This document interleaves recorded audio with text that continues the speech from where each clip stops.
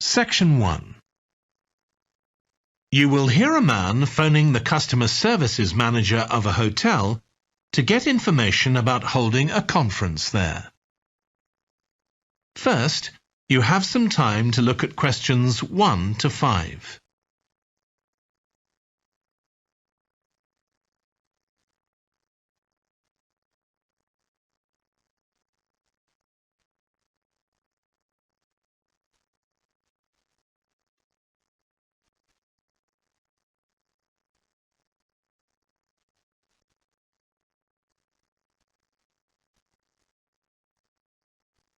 You will see that there is an example that has been done for you.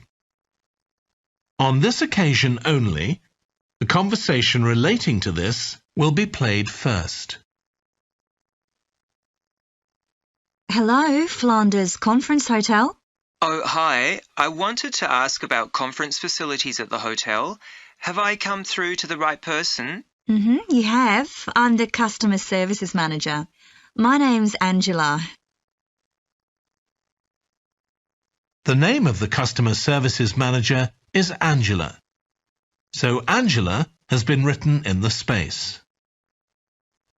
Now we shall begin.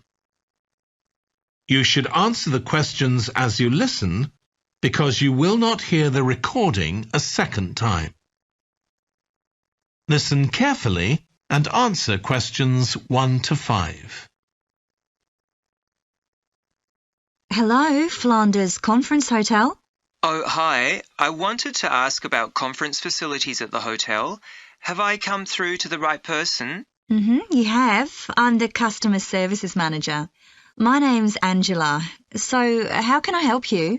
Well, I'm calling from Barrett and Stansons. We're a medical company based in Perth. Oh, yes? And we're organising a conference for our clients to be held in Sydney. It'll be held over 2 days, and we're expecting about 50 or 60 people. When were you thinking of having it? Sometime early next year, like the end of January. It'd have to be a weekend. Let me see. Our conference facilities are already booked for the weekend beginning January the 28th. We could do the first weekend in February. How about January the 21st? I'm afraid that's booked too. Well, let's go for the February date then. So that's the weekend beginning the 4th. Okay. Now, can you tell me a bit about what conference facilities you have? Sure. So for talks and presentations, we have the Tesla room. Sorry? Tesla, that's spelled T-E-S-L-A. It holds up to 100 people and it's fully equipped with a projector and so on. How about a microphone? Yes, that'll be all set up ready for you. And there'll be one that members of the audience can use too, for questions if necessary. Fine. And we'll also need some sort of open area where people can sit and have a cup of coffee. And we'd like to have an exhibition of our products and services there as well, so that'll need to be quite a big space. That's fine. There's a central atrium with all those facilities, and you can come before the conference starts if you want to set everything up. Great. And I presume there's Wi-Fi? Oh, yes. That's free and available throughout the hotel. Okay. Would you also like us to provide a buffet lunch? We can do a 2-course meal with a number of different options. What sort of price are we looking at for that? Well, I can send you a copy of the standard menu. That's $45 per person. Or you can have the special for $25 more. I think the standard should be okay, but yes, send me the menu. Before you hear the rest of the conversation, you have some time to look at questions 6 to 10.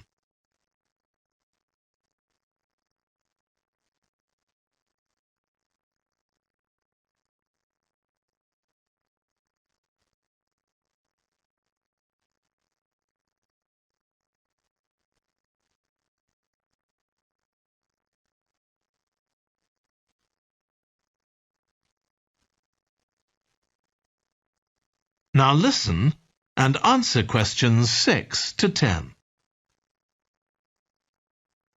Now, we're also going to need accommodation on the Saturday night for some of the participants. I'm not sure how many, but probably about 25. So what do you charge for a room?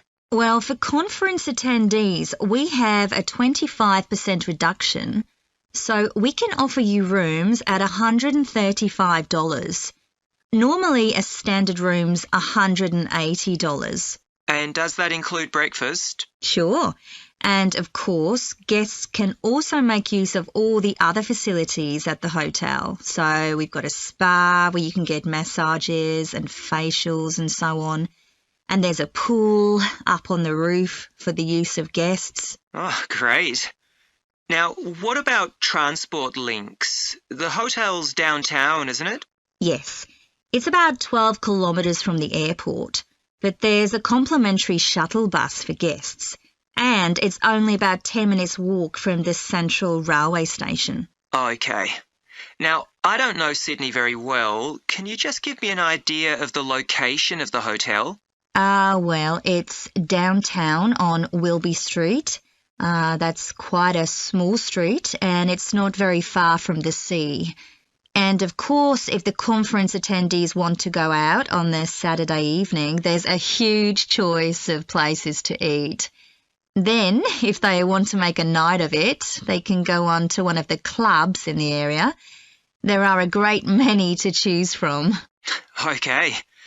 So, if we go ahead with this, can you give me some information about how much we're looking at? That is the end of section 1. You now have half a minute to check your answers.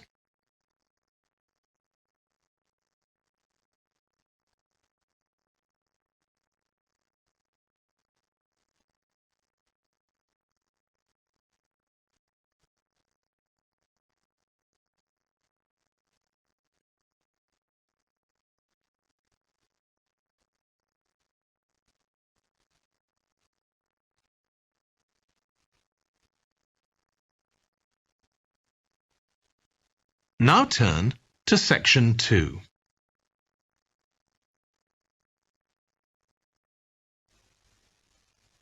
Section 2. You will hear a woman talking to a group of college students about volunteering to help other people. First, you have some time to look at questions 11 to 14.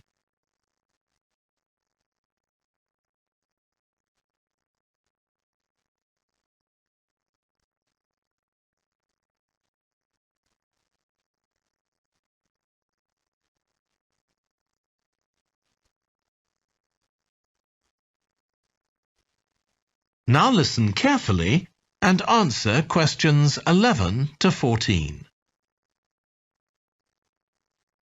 Good morning. My name's Lucy Crittenden, and I'm the Director of Operations for an organisation that arranges volunteering in this part of the country. I'm hoping I can persuade one or two of you to become volunteers yourselves. Let me start by briefly explaining what we mean by volunteering. Volunteers are teenagers and adults who choose to spend some time unpaid helping other people in some way. Most volunteers devote 2 or 3 hours to this every week, while a few do much more. The people they help may have physical or behavioural difficulties, for example. Volunteers can do all sorts of things, depending on their own abilities and interests. If they're supporting a family that's struggling, for example, they may be able to give them tips on cooking, or recommend how to plan their budget, or how to shop sensibly on their income. They might even do some painting or wallpapering, perhaps alongside any members of the family who are able to do it. Or even do some babysitting, so that parents can go out for a while. The benefit from volunteering isn't only for the people being helped. Volunteers also gain from it. They're using their skills to cope with somebody's mental or physical ill health, and volunteering may be a valuable element of their CV when they're applying for jobs. Employers usually look favourably on someone who's given up time to help others. Significantly, most volunteers feel that what they're doing gives them a purpose in their lives. And in my opinion, they're lucky in that respect, as many people don't have that feeling. Before you hear the rest of the talk, you have some time to look at questions 15 to 20.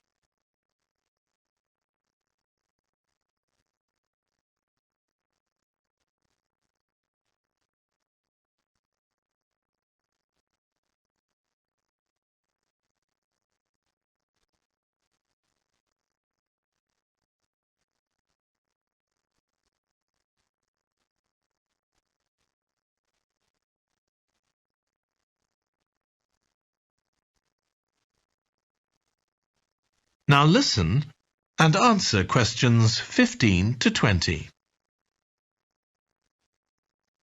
Now I'd like to tell you what some of our volunteers have said about what they do, to give you an idea of the range of ways in which they can help people. Habib supports an elderly lady who's beginning to show signs of dementia. Once a week they, along with other elderly people, go to the local community centre where a group of people come in and sing. The songs take the listeners back to their youth, and for a little while they can forget the difficulties that they face now. Our volunteer Consuela is an amazing woman. She has difficulty walking herself, but she doesn't let that stop her. She helps a couple of people with similar difficulties who had almost stopped walking altogether. By using herself as an example, Consuela encourages them to walk more and more. Min visits a young man who lives alone and can't leave his home on his own, so he hardly ever saw anyone. But together they go out to the cinema or to see friends the young man hadn't been able to visit for a long time.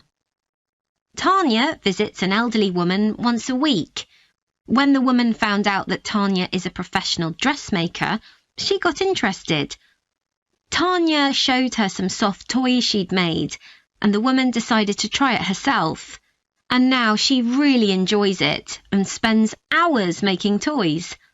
They're not perhaps up to Tanya's standard yet, but she gains a lot of pleasure from doing it. Alexei is a volunteer with a family that faces a number of difficulties. By calmly talking over possible solutions with family members, he's helping them to realise that they aren't helpless and that they can do something themselves to improve their situation. This has been great for their self-esteem. And the last volunteer I'll mention, though there are plenty more, is Juba. She volunteers with a teenage girl with learning difficulties who wasn't very good at talking to other people. Juba's worked very patiently with her, and now the girl is far better at expressing herself and at understanding other people. OK, I hope that's given you an idea of what volunteering is all about. Now I'd like to talk to you about... That is the end of section 2. You now have half a minute to check your answers.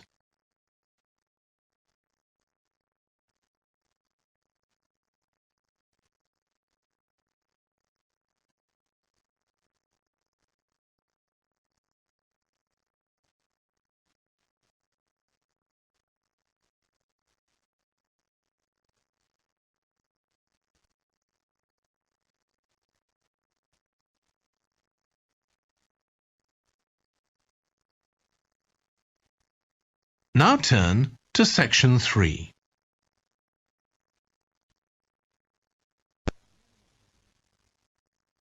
Section 3. You will hear a trainee music teacher called Joe talking to his supervisor about the school marching band that he has been given responsibility for. First, you have some time to look at questions 21 to 26.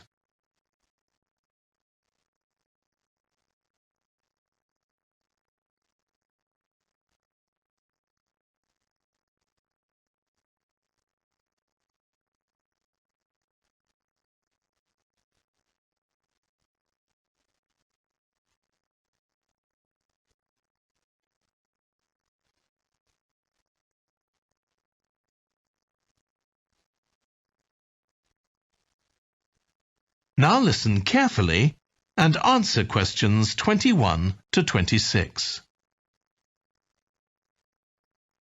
So, how are you getting on with your teaching practice at the high school, Joe? Well, I've been put in charge of the school marching band, and it's quite a responsibility. I'd like to talk it over with you. Go ahead. You better start by giving me a bit of background. Okay. Well, the band has students in it from all years. So they're aged 11 to 18, and there are about 50 of them altogether. It's quite a popular activity within the school. I've never worked with a band of more than 20 before, and this is very different. I can imagine. They aren't really good enough to enter national band competitions, but they're in a regional one later in the term. Even if they don't win, and I don't expect them to, hopefully it'll be an incentive for them to try and improve. Yes, hopefully. Well, now the town council's organizing a carnival in the summer, and the band has been asked to perform. If you ask me, they aren't really up to it yet, and I need to get them functioning better as a band, and in a very short time. Have you been doing anything with them? Apart from practicing the music, I mean. I played a recording I came across of a drummer talking about how playing in a band had changed his life. I think it was an after-dinner speech.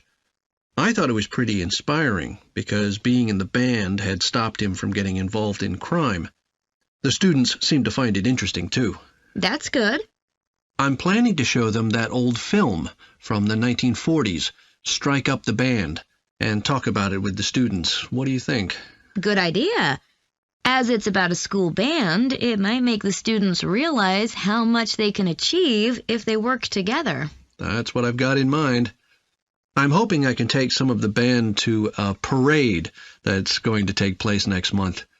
A couple of marching bands will be performing, and the atmosphere should be quite exciting. It depends on whether I can persuade the school to hire a coach or two to take us there. They sound like good ideas to me. Thanks. Before you hear the rest of the discussion, you have some time to look at questions 27 to 30.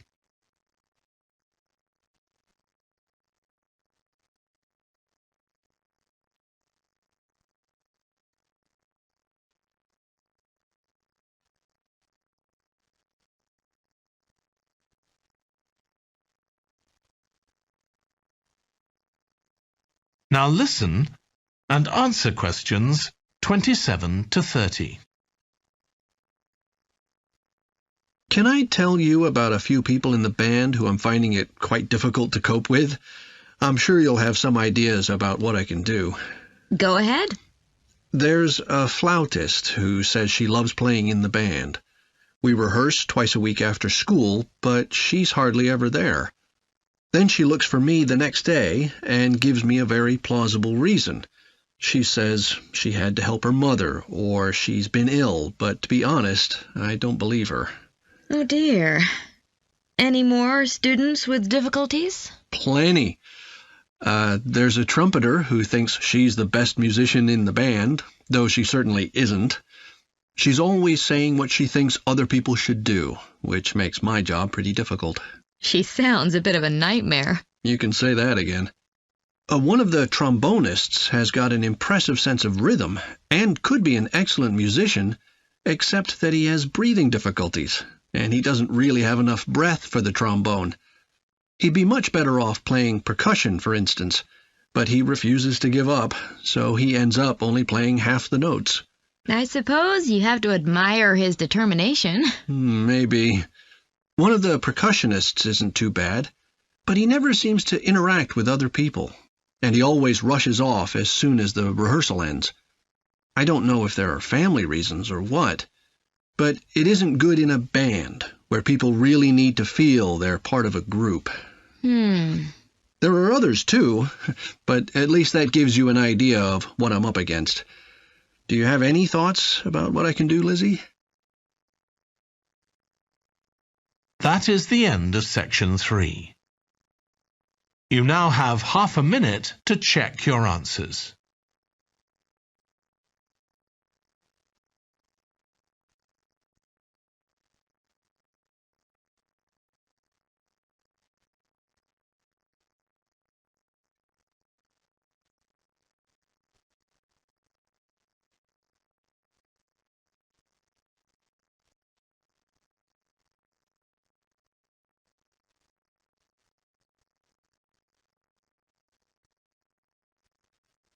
Now turn to Section 4.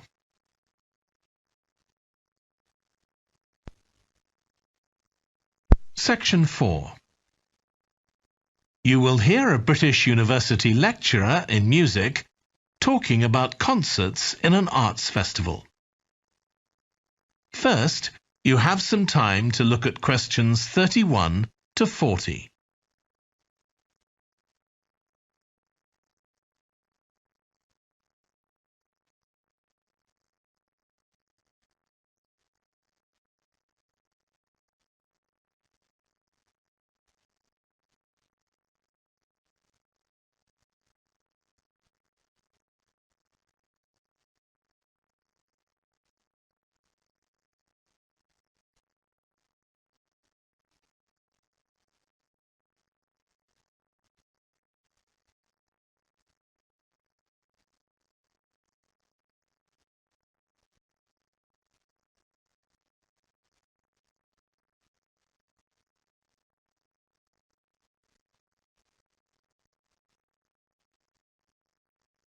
Now listen carefully and answer questions 31 to 40.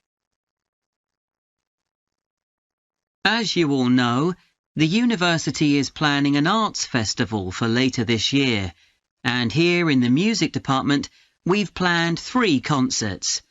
These will be public performances, and the programme has just been finalised. The theme of the festival is links between the UK and Australia, and this is reflected in the music. Each concert will feature both British and Australian composers. I'll tell you briefly about the Australian music, as you probably won't be familiar with that. The first concert will include music by Liza Lim, who was born in Perth, Western Australia, in 1966. As a child, Lim originally learned to play the piano, like so many children, and also the violin. But when she was 11, her teachers encouraged her to start composing. She found this was her real strength, and she studied and later taught composition, both in Australia and in other countries. As a composer, she has received commissions from numerous orchestras, other performers, and festivals in several countries. Liza Lim's compositions are vibrant and full of energy, and she often explores Asian and Australian Aboriginal cultural sources, including the native instrument, the didgeridoo. This is featured in a work called The Compass. Her music is very expressive, so although it is complex, it has the power of connecting with audiences and performers alike.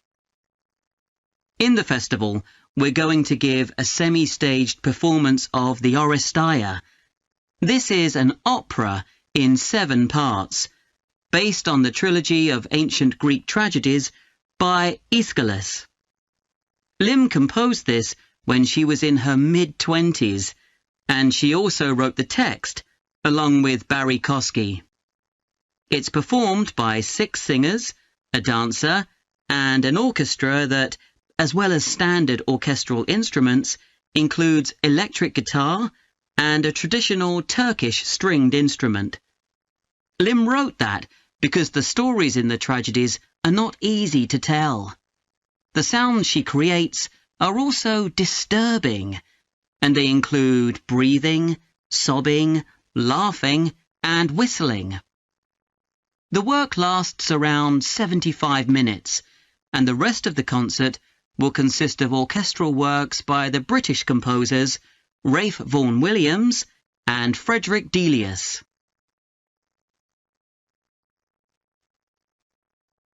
Moving on now to our second concert. This will begin with instrumental music by British composers Benjamin Britten and Judith Weir. After the interval, we'll go to Australia for a piece by Ross Edwards, The Tower of Remoteness. According to Edwards, the inspiration for this piece came from nature, when he was sitting alone in the dry bed of a creek, overshadowed by the leaves of palm trees, listening to the birds and insects. The Tower of Remoteness is scored for piano and clarinet. Edward says he realised years after writing the piece that he had subconsciously modelled its opening phrase on a bird call. Ross Edwards was born in 1943 in Sydney, Australia, and studied at the Sydney Conservatorium of Music and the Universities of Adelaide and Sydney. He's well known in Australia, and in fact, he's one of the country's most performed composers. He's written a wide range of music, from symphonies and concertos to some composed specifically for children. Edwards's music has been described as being deeply connected to Australia, and it can be regarded as a celebration of the diversity of cultures that Australia can be proud of. The last of the three Australian composers to be represented in our festival is Carl Vine. Born in 1954, Vine, like Liza Lim, comes from Perth, Western Australia. He took up the cornet at the age of 5, switching to the piano 5 years later. However, he went to university to study physics before changing to composition. After graduating, he moved to Sydney and worked as a freelance pianist and composer. Before long, he had become prominent in Australia as a composer for dance, and in fact has written 25 scores of that type. In our third concert, Vine will be represented by his music for the flag handover ceremony of the Olympics held in 1996. This 7-minute orchestral piece was of course heard by millions of people worldwide, and we'll hear it alongside works written by British composers Edward Elgar and, more recently, Thomas Adès. That is the end of section 4. You now have half a minute to check your answers.